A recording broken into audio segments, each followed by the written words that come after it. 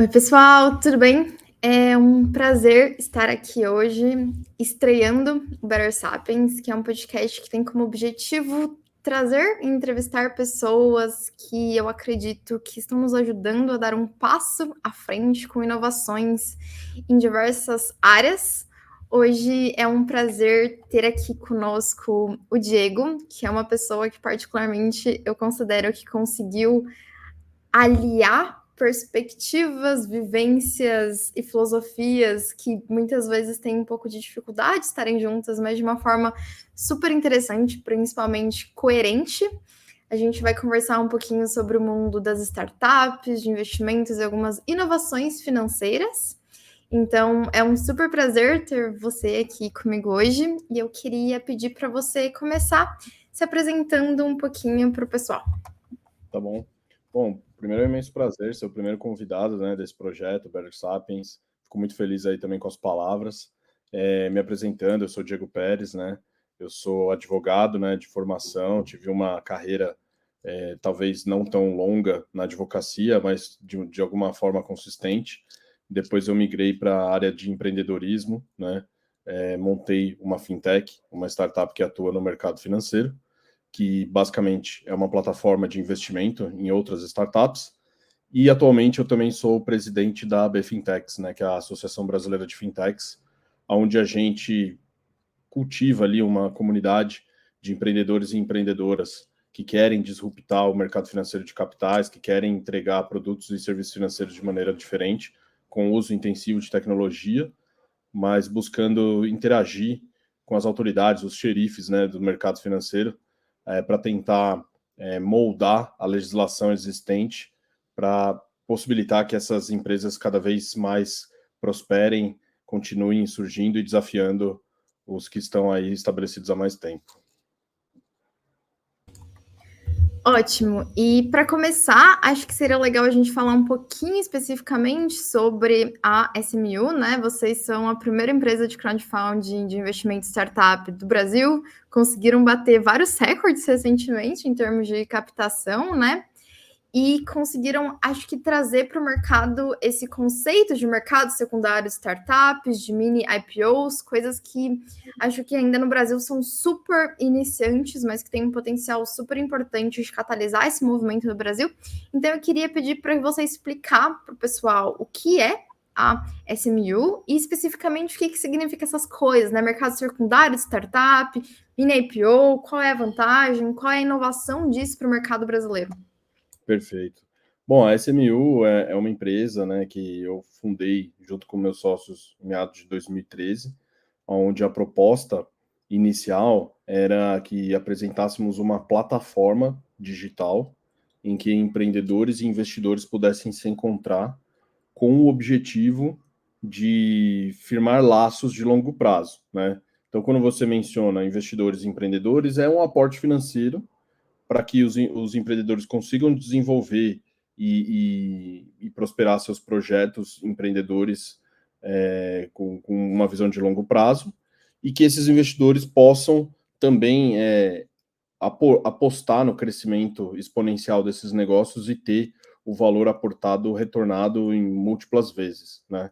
Que é a dinâmica do investimento em startups, né? O investimento em startups são pessoas que até então mega bem relacionadas e mega endinheiradas também, que tinham acesso exclusivo a esse tipo de ativo, aonde você consegue criar uma cesta, né, de diversas empresas que você investiu, aonde também boa parte delas não vai dar certo, né? Mas as poucas que vão dar certo têm a chance de dar muito certo, né? E você ter o seu valor investido retornado em 50, 60 vezes, sabe? Então, a gente sempre tenta usar os exemplos que são mais visíveis no senso comum, né? Então, imagina se você pudesse ter investido no Google lá no começo dos anos 2000, né? No final dos anos 90, como um investidor privado, né? Como um investidor anjo. Hoje, se você tivesse mantido a participação, você seria multimilionário, né?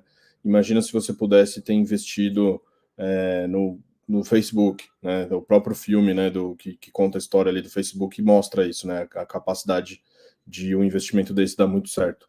Mas, ao mesmo tempo, é um investimento de alto risco que não tem nenhuma receita do bolo que vai fazer com que aquele investimento dê certo, né? Então, você tenta acertar com base em achismos, né? Em alguns casos com experiência, mas muitas vezes você consegue alcançar esse sucesso. Então, a gente tentou trazer essa dinâmica para o mundo digital, para que qualquer pessoa pudesse acessar, tá?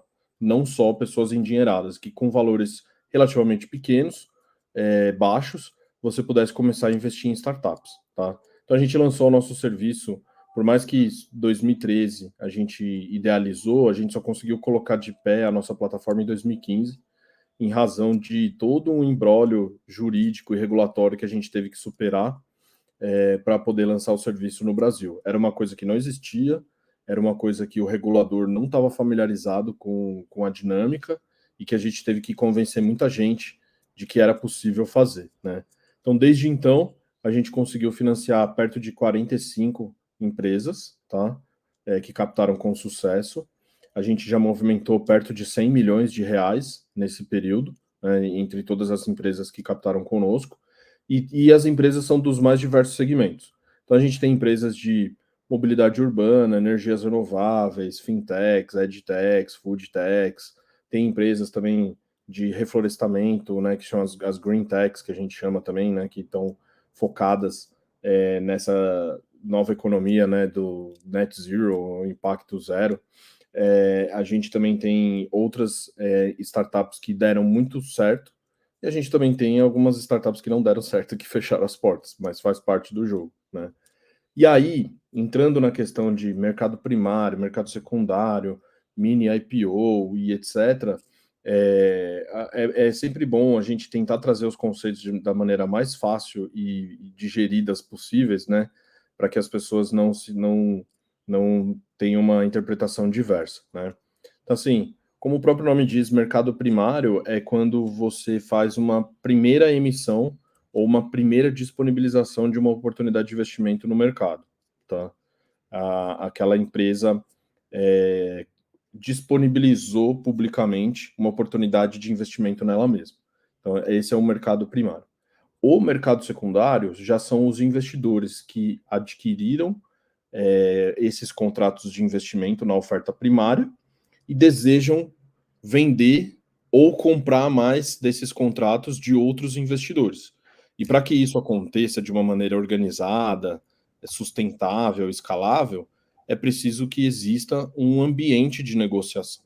Tá? E aí, só para ver se eu entendi certo. Então, a partir de 2015, vocês já começaram a fazer o mercado primário, e aí, recentemente, vocês conseguiram esse ano, acho, né? A aprovação para o desenvolvimento do mercado secundário, é isso? A aprovação veio no final do ano passado, mas a gente lançou o serviço no começo desse ano, né, em março desse ano, aonde a gente, aos poucos, vai disponibilizando os contratos que foram emitidos no mercado primário por meio da nossa plataforma, tá? Mas a inovação não é só essa, a inovação é porque a gente também consegue listar ou disponibilizar nessa plataforma de negociação contratos de investimento que foram emitidos por outras empresas, que não dentro da minha plataforma, por outras plataformas, concorrentes, entendeu? Então, o nosso objetivo é criar um mercado amplo, aberto e sem restrição e competição, tá? Que todos os investidores tenham acesso e que a gente consiga quebrar essas barreiras de competição e etc. Perfeito. Eu vou inverter aqui a ordem das perguntas que eu tinha imaginado, só para que a gente pegue o gancho, né, certinho. Queria que você contasse um pouquinho de como foi o processo de relacionamento com o regulador, né? Porque vocês tiveram, então, no início já que ter esse diálogo direto para o lançamento do produto, e recentemente, com a questão do sandbox, com a questão da CVM, vocês também fizeram um novo push, eu acho, né, em termos de regulamentação, conseguindo lançar algo que eu acho que no mercado cripto, especificamente, é o que todo mundo quer, né? Sempre que eu tô conversando com alguém que tá desenvolvendo projetos, principalmente projetos green, o que todo mundo quer é conseguir lançar tokens que tenham rendimento atrelado a isso, né? E vocês também, recentemente, conseguiram isso. Eu queria que você contasse um pouquinho, então, como é esse relacionamento com o regulador, né? Até para os empreendedores que estiverem ouvindo a gente e pensarem, nossa, tem uma ideia, mas essa ideia não é legal, qual é o caminho que se segue quando se tem uma ideia que convive nessa zona cinza, né? E que você contasse um pouquinho sobre essa aprovação também recente da CVM relacionada à emissão de tokens com rendimento atrelado. Perfeito. Bom, uma lição que eu aprendi, né, por eu ter vindo do mercado da advocacia, você tem mais facilidade em lidar com autoridades, né, ou então até mesmo reguladores, né, no caso.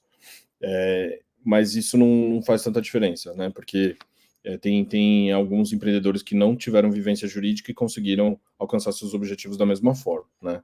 O que eu passo como lição é que é um relacionamento de longo prazo e contínuo, né. Você nunca vai chegar no regulador em uma reunião e conseguir extrair todas as respostas que você quer, né. E, ao mesmo tempo, você também precisa entregar contrapartidas para que o regulador entenda que aquela inovação que você está trazendo para o mercado é benéfica, mas que, ao mesmo tempo, caso algo dê errado no caminho, isso não prejudique muitas pessoas. Porque o mercado financeiro, você lida com o recurso conquistado pelas pessoas, né, que a própria legislação chama de poupança popular, né. É o suor e o sangue de famílias brasileiras, de famílias que estão aí trabalhando anos e anos para conseguir acumular riqueza, né, para conseguir formar seu patrimônio e que pode se esvairir por questões de desconhecimento da legislação, dos riscos e etc, tá? Então, mas ao mesmo tempo o regulador ele também tem alguns mandatos, eles também têm alguns papéis. Então, um deles, que é esse de proteger a rigidez do sistema, o funcionamento, né, e eficiência do mercado de capitais, o outro é de desenvolvê-lo, não deixar ele cair no atraso, né?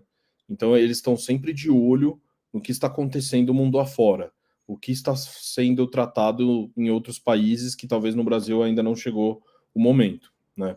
Porque o regulador, no caso a CVM, eles fazem parte de organismos internacionais com outras CVMs de outros países, né? E eles discutem isso, quais são as próximas inovações. Então, assim, quando a primeira vez eu bati na porta junto com os meus sócios na CVM, foi bem desafiador, tá? Porque eles não entendiam direito o que era crowdfunding, eles sabiam que existiam em outros países e eles eram muito curiosos, né? Então foi lá eu e mais um sócio conversar numa reunião com servidores da CVM que do outro lado da mesa tinham 12, 13 pessoas, sabe? Então já é um pouco intimidador você falar com pessoas que vão te fiscalizar, sabe? Se você vai fazer algo eventualmente errado, se você pisar fora da linha, mas ao mesmo tempo querendo mostrar para elas que é possível e dá para fazer para também levar o Brasil ao status de uma nação em desenvolvimento, mas que alcança seus objetivos, né? E aí a gente também visualizou que eles são curiosos, eles têm interesse, eles precisam inovar também, sabe? Então é uma mão de duas vias, né? Uma via de duas mãos, talvez. Aonde a gente apoia os anseios do regulador de se manter inovador, mas ao mesmo tempo a gente também breca um pouco ali no tradicional para que a gente consiga fazer as coisas no seu tempo, tá? Mas sempre tentando acelerar o passo. E esse processo foi contínuo, aí você acaba construindo uma confiança, você acaba construindo uma reputação, o regulador fica um pouco mais seguro quando ele enxerga os resultados, né? E aí aos poucos você vai pedindo mais, né? Então fala assim, ó, bom, já superamos esse estágio de mercado primário, já lançamos o crowdfunding no Brasil. O Brasil já despontou como a primeira nação da América Latina a ter um regulamento de crowdfunding. O Brasil já é exemplo na nossa região como um case de sucesso nesse segmento. Vamos avançar? Vamos agora desenvolver o mercado secundário? Foi aí que a gente fez o nosso pleito para lançar essa plataforma de negociação, tá? Só que nesse caso já foi um pouco melhor, foi mais estruturado, porque o regulador brasileiro acompanhando os reguladores de outros países, né, que foram um pouco mais avançados, mais inovadores, ele lançou um programa de inovação para receber projetos inovadores, né, que tinham alguma barreira ou alguma vedação prevista no regulamento que não o permitia de acontecer. No nosso caso, não tinha nenhuma vedação. A gente poderia lançar o mercado secundário se a gente quisesse, mas tinham barreiras, barreiras de volume, barreiras de tamanho, barreiras de compliance, enormes barreiras, que só uma grande empresa como uma B3 consegue suportar, que só uma grande instituição financeira como um grande banco, o Itaú, o Bradesco, conseguem suportar.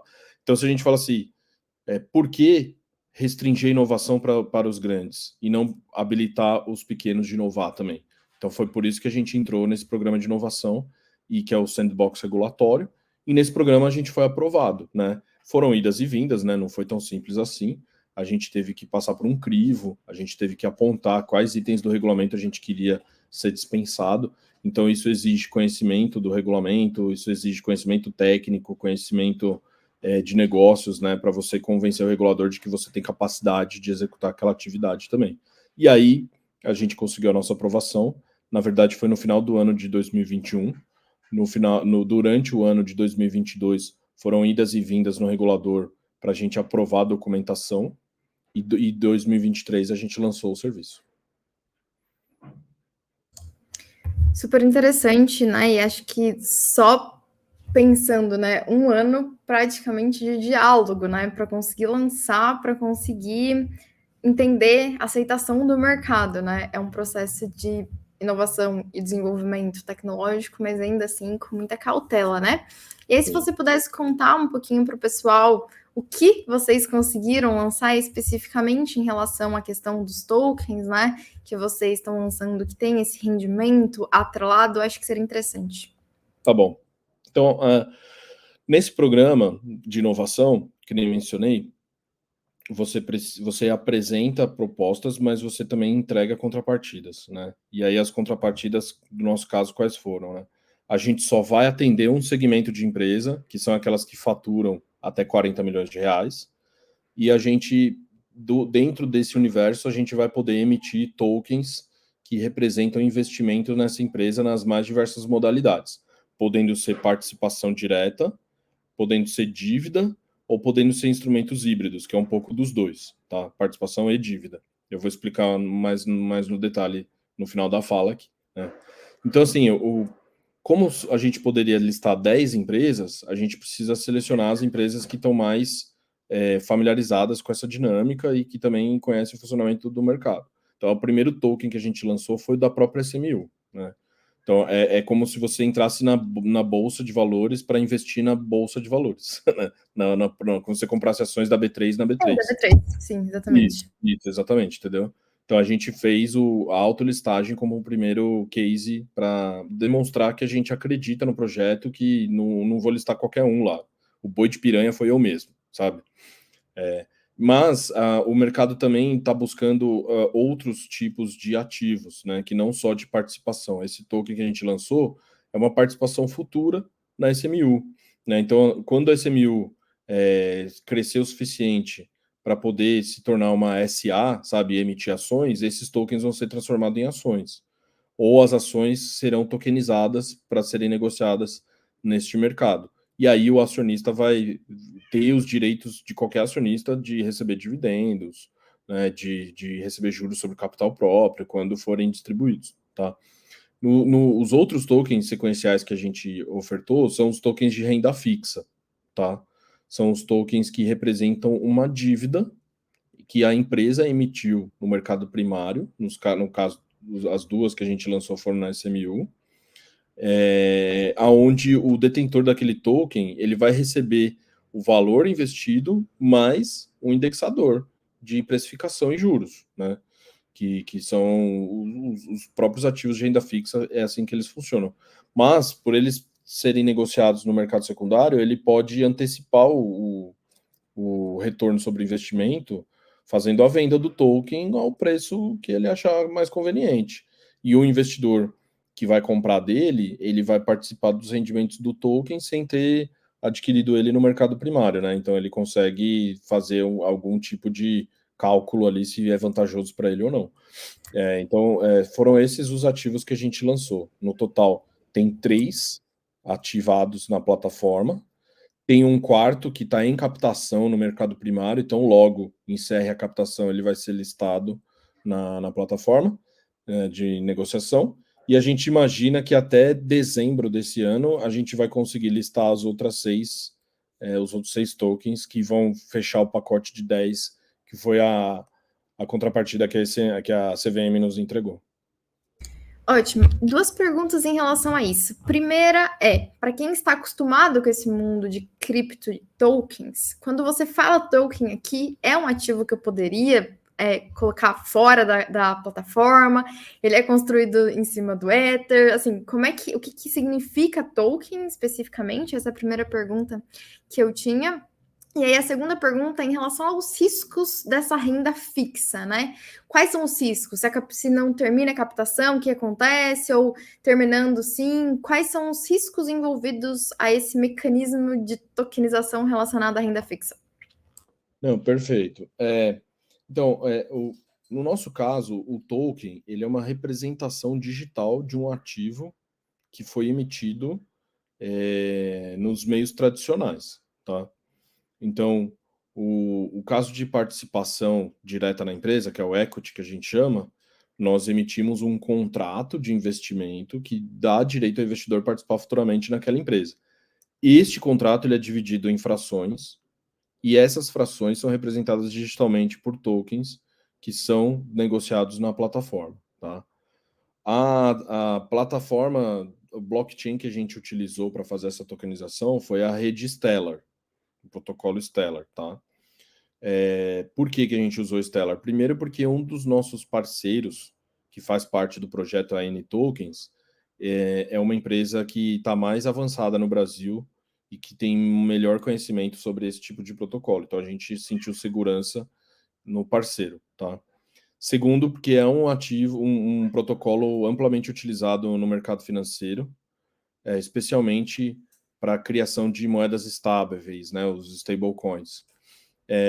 Porque ele é de processamento altamente disponível e o custo da moeda que dá suporte à rede não é tão volátil, sabe? O preço não é tão volátil, então a gente consegue ter sob controle o custo operacional, tá?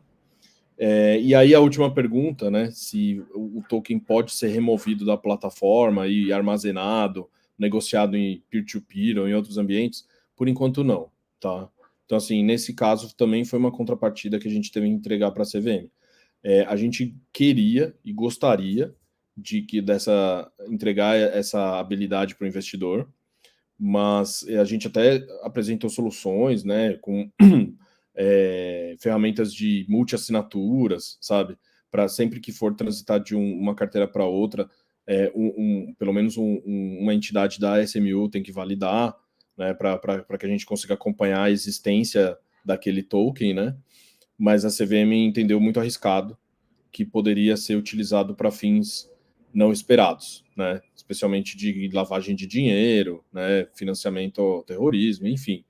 Então, para que a gente conseguisse convencer o regulador de que era seguro e que não seria uma ferramenta que atrairia pessoas não esperadas, a gente momentaneamente bloqueou a remoção dos tokens de dentro da plataforma. Tá? Perfeito. E a outra pergunta foi relacionada aos riscos da renda fixa, né? Quando a gente Sim. é uma renda fixa. Isso, bem lembrado. Os riscos, assim, quem está emitindo esse contrato essa oportunidade de investimento em renda fixa é uma empresa. Então, o risco é a existência e a continuidade dessa empresa ou a manutenção da capacidade financeira dela honrar com seus pagamentos, tá? Então, a gente faz uma análise antes de listar os tokens, se aquela empresa ela tem um fluxo de caixa positivo, sabe? Se ela tem previsibilidade de geração de receita, né? Se ela tem contratos que dão sustento a essa previsibilidade, e ao mesmo tempo a gente negocia garantias, tá? Então, quais são essas garantias? Ela tem recebíveis, sabe? Formalizados em contratos mercantis? Tem. Então, esses recebíveis, que são direitos creditórios, a gente acaba cedendo ele para a própria SMU, caso tenha um não pagamento, uma situação de não pagamento, né? Ou então a gente faz uma outra garantia alternativa que o mercado chama de cash collateral, né? O que significa o cash collateral? Eu falo assim, olha, eu quero captar R$ 1 milhão, mas eu tenho R$ 200 mil aqui no caixa, né? Então vamos fazer o seguinte, os seus R$ 200 mil você deixa aqui comigo, numa conta escrow, e eu te dou R$ 1 milhão, né? Que aí você vai ficar no final do dia com 800 mil, né? Mas, conforme você vai pagando, eu vou reduzindo esses 200 mil e vou te devolvendo ele, entendeu? Até ele zerar e finalizar o pagamento dos tokens. Se você não pagar as parcelas previstas no momento da emissão, eu vou pegar um pedaço desses 200 mil para pagar os investidores. E você vai ficar devendo para mim. Então, assim, tem riscos, obviamente, tá? Mesmo com todas essas estruturas de garantia, mesmo tendo uma análise financeira, a empresa pode deixar de existir da noite para o dia em razão de qualquer adversidade e a gente ter que correr atrás aí de ativos para liquidar a dívida e não deixar nenhum investidor na mão.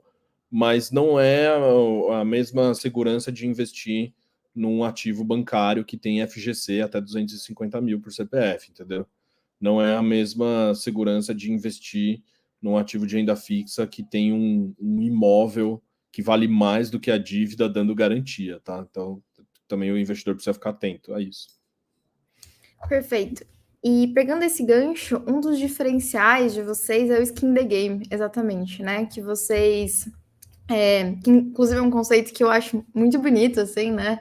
Que é realmente se você está disposto a arcar com aquela inovação, então você coloca a sua pele em jogo, né? Eu queria que você contasse um pouquinho para o pessoal quais são os critérios que vocês analisam, qual é a tese de investimento de vocês para que vocês possam, né, disponibilizar determinadas startups e colocar o skin the game de vocês nesse Claro, processo. claro. A gente tem mais de uma tese, né? Porque a gente tem a tese para as startups que captam equity, né? Via equity, ou seja, participação futura, e a gente tem a tese de renda fixa, né? A tese de equity é basicamente assim: são empresas que são geniais, né? Então, uma empresa super tradicional que existem 28 iguais, a gente não tem interesse, né? Que fazem o uso intensivo de tecnologia, né? E que também tem um potencial de crescimento de pelo menos 10 vezes o valor que o nosso investidor vai colocar naquela empresa, né? Ou que a gente também vai colocar, porque a gente também investe em todas as empresas, né? Por que isso? Isso é uma conta básica que a gente faz, né? A taxa de mortalidade de startups no Brasil é de 10 para 1, né? Então, a cada 10 empresas, startups que surgem no mercado brasileiro, só uma sobrevive os primeiros 3, 4 anos. Assim, é brutal, assim, sabe? Então, assim, para o investidor pelo menos ficar no 0 a 0, ele tem que mostrar capacidade de cobrir 10 vezes o valor investido, né? Mas o potencial que a gente busca é 15, 20 vezes o valor investido, tá? E segundo, assim, são empresas que têm potencial de crescimento no curto prazo, curto, porque os contratos são curtos, são contratos de 5 anos, né? Então, se a empresa não conseguir demonstrar capacidade nas projeções financeiras, tá? Projeção aceita tudo, mas tem formas da gente verificar se aquilo é plausível ou não. Se não conseguir mostrar a capacidade de crescer isso num prazo menor do que 5 anos, a gente não investe, tá? E a gente não apresenta para o nosso grupo. Então, a nossa regra de equity é basicamente essa, tá?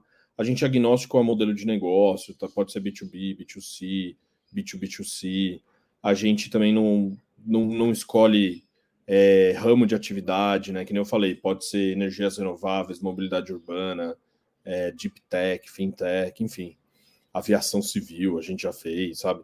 Então, e também a gente busca o founder, né? Ou a founder brilhante, né? Aquela pessoa que tem capacidade de executar o negócio. Já no produto dívida, é um negócio um pouco mais cara crachá, assim, sabe? É capacidade financeira versus geração de caixa, mais a previsibilidade de que aquele pagamento vai ser honrado com as garantias atreladas. Mas para que não fique um negócio muito destoante, sabe? A gente foca em empresas que também são consideradas startups, né? Ou que fazem parte desse universo de inovação e tecnologia. Então, como se fosse um banco de investimentos digital para startups. Perfeito. Agora eu queria ampliar um pouco a questão, saindo um pouco do operacional de vocês, assim, para uma questão que eu tenho me feito bastante nos últimos meses, né? Recentemente, até eu descobri que nos últimos 20 anos a gente vive uma anomalia em termos de taxa de juros, né? E que o histórico da economia mundial é realmente histórico, quando eu digo aqui, só para ficar muito claro, né? É histórico de 500, 600 anos. É recompensar realmente aqueles que poupam, né, para emprestar para o governo, para emprestar para o banco, e que só a partir ali da década de 80, mas de forma mais intensiva a partir dos anos 2000, é que essa questão do risco ela se reverteu, né? E o empréstimo para governo e para bancos para de ser tão interessante, e a recompensa para o risco e a recompensa para aqueles dispostos a emprestar para as startups, investir em coisas mais arriscadas, aumentou. Então a gente teve uma reversão muito sui generis na história da economia mundial em relação ao apetite do risco, né? O que, dependendo da sua tese, né, é um dos pontos que contribui para o florescimento dessas startups. E atualmente a gente tem algumas pessoas, né, dizendo que vamos iniciar o fim da era de juros zero, né? E que essa recompensa pelo risco provavelmente vai se diminuir de forma que os rendimentos de várias áreas vão ficar menor, mas as empresas mais fundamentalistas tendem a se mais consolidadas, né, tendem a se beneficiar. Como vocês estão vendo assim esse momento da economia em que essa questão das taxas de juros elas se tornam mais relevantes, né? Não só no Brasil, mas no mundo, e como vocês acreditam que esse setor vai evoluir nos próximos anos, considerando, né, esse super boom que a gente teve nesses últimos anos, provavelmente relacionados ao apetite do risco, e essa mudança, talvez, de perspectiva de diversos players em relação a esse cenário, em um cenário futuro, onde emprestar, de novo, né, para governo e para bancos, pode se tornar um pouco mais atrativo do que, pelo menos, nas últimas 2 décadas. Sim, sim. É bem complexo, né? Porque a gente não consegue prever o futuro de maneira assertiva, né? Ninguém conseguiria adivinhar que teríamos uma pandemia de 3 anos, né? Que bloqueasse a vida offline da população mundial, ou a existência de guerras aí que também mexeram no preço de commodities, né? Que também impulsionaram aí a inflação em zonas bem estáveis, né? Como zona do euro ou os Estados Unidos, né? Que são regiões que não tinham inflação, né? Tipo, inflação é para próximo de zero, né? E agora estão sofrendo, né? Eu tive recentemente no Reino Unido e lá ligava a televisão, só se falava do cost of living crisis, né? Que é tipo a crise do custo de vida. Tipo, o preço do Big Mac lá era o mesmo desde os anos 80, assim, sabe? E aí, do nada, aumentou 1 libra, aí o pessoal, uau, o que aconteceu? Assim, tipo, aqui no Brasil a gente vivencia isso há décadas, né? Tipo, de uma economia que está mais suscetível à inflação, né? Mas, assim, olhando para o passado, para tentar projetar o futuro, a gente vê, assim, essa classe de ativo que a gente opera, no passado, o investidor ele só recuperou ou teve ganho de equity, né, o equity value, que chama, depois que as empresas foram listadas em bolsa, né? Então, assim, tem um gráfico até que depois eu compartilho com você, que foi preparado pelo VC lá do Vale do Silício, Andreessen Horowitz, né? Que é o A16Z, que chama, né? Onde ele mostra as empresas mais icônicas, né, que passaram pelo Vale do Silício, né? Começando com a Apple e terminando ali com o Twitter, se eu não me engano, né? Ele pega um recorte ali entre Apple e Twitter. Fala assim, o investidor privado da Apple, ele só recuperou o valor investido depois que a empresa foi listada na bolsa, tá? Aí da bolha.com para frente foi o contrário. O investidor privado ele recupera o equity, o valor investido com ganho de equity, ainda quando a empresa tá não listada em bolsa, tá? Então A saída dele. isso, Então assim, aí no gráfico mostra assim, tipo a inversão assim, sabe? Que é laranja e cinza, né? Então, assim, a Apple é inteira cinza, o cinza é que as empresas, os investidores só vão recuperar o valor investido na bolsa, e o laranja é que ele recupera o valor antes de listar na bolsa, né? E o Twitter é o contrário, né? É tudo laranja, porque o investidor recupera o valor investido dando a saída antes de listar em bolsa. Porque se você acompanhar as empresas mais recentes de tecnologia que listaram na bolsa, o valuation dropou, assim, depois que foi listado, assim, sabe? E, assim, eu tenho uma visão particular minha de que o mercado tradicional, ele ainda não está familiarizado com a dinâmica da economia digital, assim, sabe? Por exemplo, a Amazon, ela se tornou uma máquina de imprimir dinheiro, né, no bom sentido, né, de gerar caixa, muitos anos depois da sua existência, da sua primeira fundação, quando ela foi fundada. E não tem nenhum investidor que aguenta esse longo período para ter algum valor retornado, assim, sabe? Mas a nova dinâmica é essa, sabe? Você vai ficar anos e anos no negativo, anos e anos com o seu EBITDA virado, sabe? Com o seu PL também virado, e o investidor mais arriscado que acreditar, ele vai recuperar inúmeras vezes o valor investido lá atrás, se ele conseguir segurar até lá na frente, né? Mas essa dinâmica também está se invertendo novamente por causa do risco soberano, né? Da taxa de juros dos Estados Unidos, né? Da comunidade da zona do euro e tal. Porque esse investidor que tem capacidade financeira e apetite a risco para esperar 10, 15 anos para ter o seu valor retornado em múltiplas vezes, ele está enxergando uma oportunidade de recuperar esse valor consistentemente ano a ano, deixando aplicado o mesmo valor no tesouro americano. Então, assim, para que eu vou correr risco, sabe, de investir num ativo volátil, suscetível a ondas tecnológicas que pode cair em desuso da dia para a noite, sendo que eu tenho um risco soberano que me garante ali juros de 8% ao ano, assim, sabe? Que se você precificar no longo tempo, cara, isso daí dá alguns múltiplos também, né? Então, no final do dia, a gente está vivendo picos e vales, assim, são ciclos, assim, sabe? Então, eu imagino que uma hora os estados as nações, né, as nações soberanas vão ficar com seus balanços inchados, cheios de juros para pagar e vão querer reverter o jogo, entendeu? E aí os ativos alternativos ganham força e assim por diante. O mundo são picos e vales, cara. Esse aspecto dos ciclos econômicos, né, eles são curiosos, assim, né, porque quando a gente olha para a história, recentemente estava estudando bastante a história da economia mundial, não é mesmo? E aí eu me deparei com uma passagem que me surpreendeu muito, que foi saber que Nero, lá na época do Império Romano, né, que ele fez o processo de inflar o valor das moedas de prata, né, diluindo o valor dela, e isso, enfim, gerou uma super crise inflacionária, né? Eu pensei, cara, a gente está vivendo esse processo, né? E aí, assim, sobe o império, precisa fazer alguma coisa, emite moeda, causa inflação, cai império.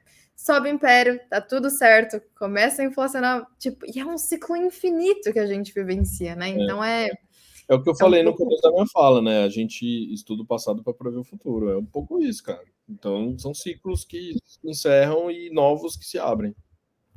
E agora, até pegando o gancho que você falou em relação ao Reino Unido, né? E essa diferença, por exemplo, né? Lá, né, todo mundo estava acostumado com o preço do Big Mac há muito tempo no mesmo valor. Aqui não. Quais são, e eu sei que você viaja para todos os lugares, né? Então, assim, quais você acha que são as particularidades do empreendimento e dos empreendedores brasileiros? Assim, que economia, ou do Brasil ou da América Latina, tem de potencial, de desvantagem em relação à ação de se empreender em relação a outros lugares do mundo? Ah, sim, claro. O Brasil, ele é um terreno fértil não só para o agro, né? Eu acho que ele é um terreno fértil para tecnologia e inovação também. E é um mix de razões e propósitos, assim, sabe? Então, nós somos um país de dimensões continentais, um território gigantesco onde todo mundo fala a mesma língua. Então, assim, se você lança um produto que é escalável no Rio Grande do Sul, ele é escalável no Rio Grande do Norte.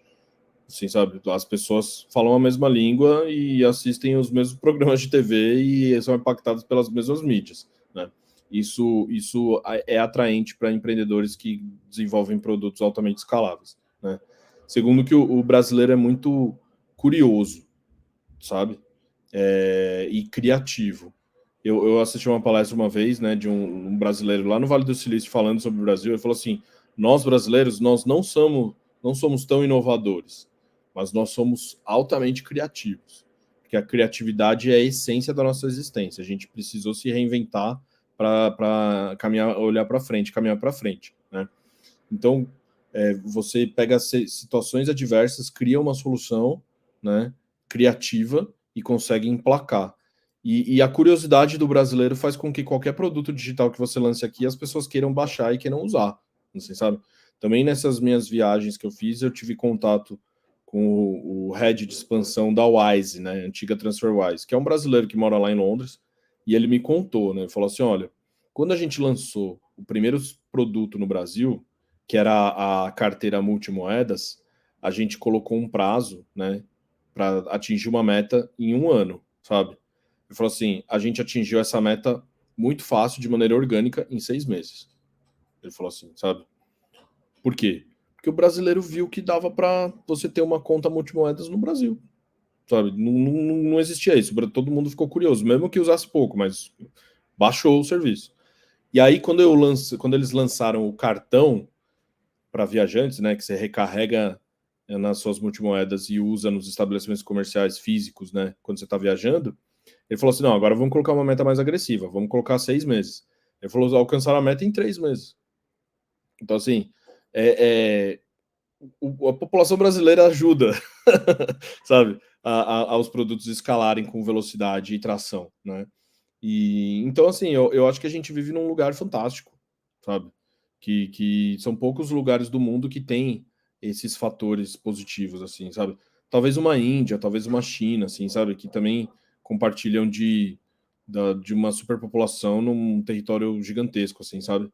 Mas nós somos mais próximos dos ocidentalizados, assim, né? Então, talvez a gente se destaque por isso também. Interessante esse aspecto. Eu também descobri recentemente, né, que o PIB dos BRICS, inclusive, passou recentemente o PIB do G7, né? Então acho que isso também é um momento assim interessante de se observar em relação à geopolítica mundial, né? Porque eu assim, inclusive eu estive na Índia no mês passado, no encontro do G20, né? E eu fui lá num fórum que era específico para startups, que é o Startups 20, Startup 20, né? E aí eles tem um report, depois eu compartilho com você também, que foi publicado desse encontro, né, como resultado desse encontro, e lá tem alguns números interessantes, né, então eu falo assim que 15% do PIB dos países do bloco, do G20, vem das startups, assim, sabe? Não só das startups, das empresas de tecnologia também, né, mas basicamente startups, ou que em algum momento foram startups, né, então tem assim, muita. A economia digital, ela tá muito representativa no PIB do mundo, assim, sabe? Então a gente está vivendo esse momento especial. e falando especificamente para os empreendedores brasileiros que gostariam de ter acesso às possibilidades abertas pela SMU, como é que faz? Conta para Tá eles. bom. Assim, a gente faz uma busca ativa das empresas que vão ser listadas lá na nossa plataforma, né? Esse é o primeiro caminho que a gente toma para trazer empresas para captarem conosco, né? Então, nós mesmos vamos atrás das empresas. Segundo, a gente trabalha com parceiros, né? Que são fundos de investimento que já investiram em startups, grupos de investidores anjos que já investem em startups, aceleradoras que acompanham a existência de algumas startups e corporações que têm nas suas estratégia conviver com startups, né? Principalmente os corporate VCs, né? Que é os venture capitals corporativos. Mas a gente tem um terceiro caminho que é a inscrição. A empresa se inscreve no nosso processo seletivo e eventualmente ela pode ser selecionada. Não é o melhor dos caminhos porque o processo seletivo lá é muito complexo, assim, sabe? A gente tem uma automação que elimina, tipo, 80% dos cadastros, assim, sabe? Porque tem muita empresa que se cadastra achando que a gente vai emprestar dinheiro como se fosse um banco, assim, sabe? Não é. A gente faz uma análise dentro de uma tese, né? Então a gente prefere gastar energia indo atrás das empresas que a gente já sabe que se encaixam na nossa tese, do que o contrário, do que receber milhares de empresas e ter que descobrir uma agulha no palheiro. Mas acontece. A gente tem casos de sucesso de empresas que captaram conosco, que se inscreveram no nosso processo seletivo, entendeu?